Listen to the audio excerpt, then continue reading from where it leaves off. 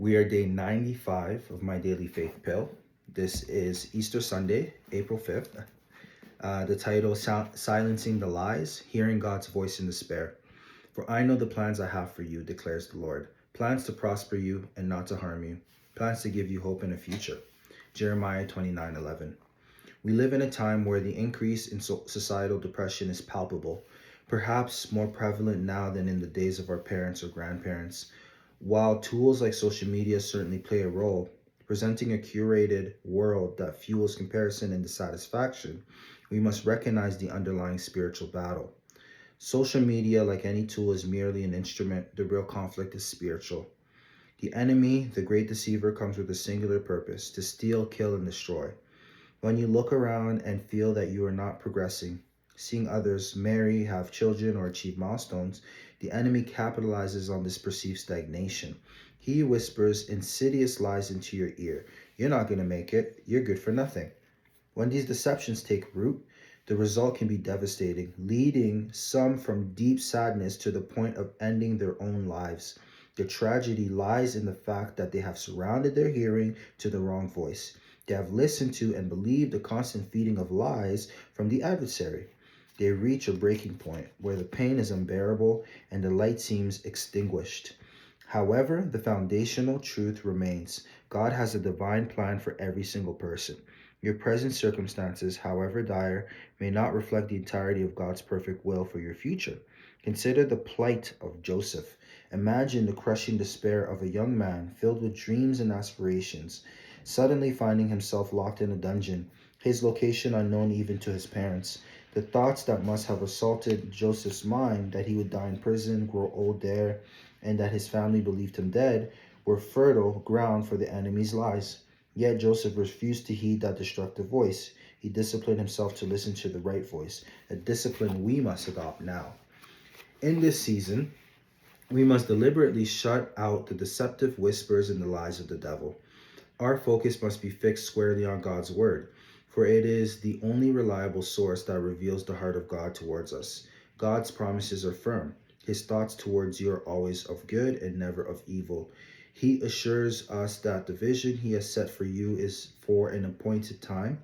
Though it tarries, in the end it shall speak.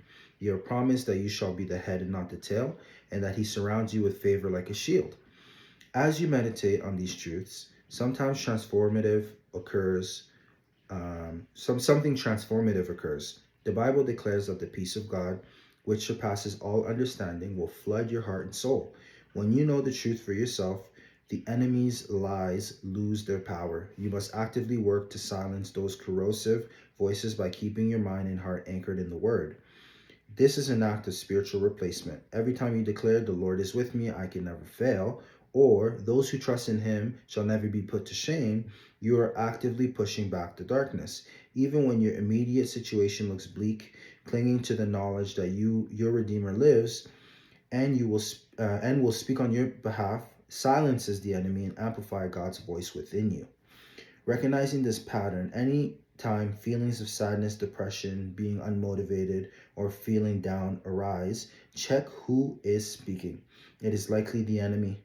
We must cultivate the habit exemplified by David, who encouraged himself in the Lord. Strengthen yourself continually, because God's plans for you are grand, plans to prosper you and to give you a life worth living.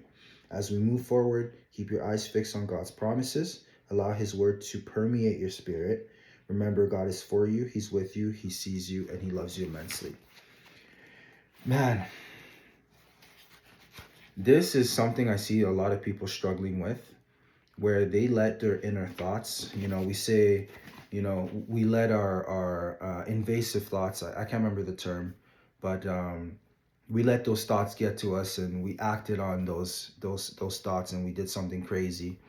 Well, you not believing in yourself or thinking that you're worthless or thinking this, that, and the third already is a crazy action to act upon based on your thoughts, right?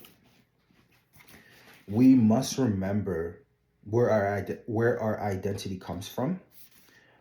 Here it says, "All the Father gives me will come to me, and whoever comes to me, I will never drive away."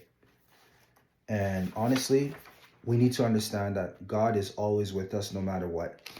And it's just, for me, especially, it's something that I find very tough to do. Just because sometimes we see what's in front of us, and based on that, we make a deduction. Sometimes you expect it to be at this certain level and you don't see it, and you feel like, you know what, I'm not going to make it. I'm not good enough to be able to do that. And recently, I have made certain plans for my life that seem, especially to people who would doubt me because they feel like they know who I am, they'd be like, "Oh, you won't be able to do that. You're not that smart. You're not, like, you're not this." I remember I had spoken about kind of a goal I wanted to do in the future, and I had someone who I thought was my friend clearly said to my face that I will not be able to do that because there's only so many people in the world that can even achieve what I would like to achieve. And based on logic, I would not be able to do that because they look at me and they see my patterns in the past and they think, no, there is no way. But the Lord knows the plans. He has already paved the way. He's already gone before us. He knows exactly what we are capable of, and we need to remember exactly what we are capable of. And Jeremiah 29:11 shows us that the plans that God has for us, the plans to prosper us, the plans to give us hope in the future, this is beyond what we may believe in a certain time of our life. So anytime that you have any doubt in yourself, just remember in the book of Jeremiah what the Lord has said about us and how the Lord is ready to help us along the way, I would say.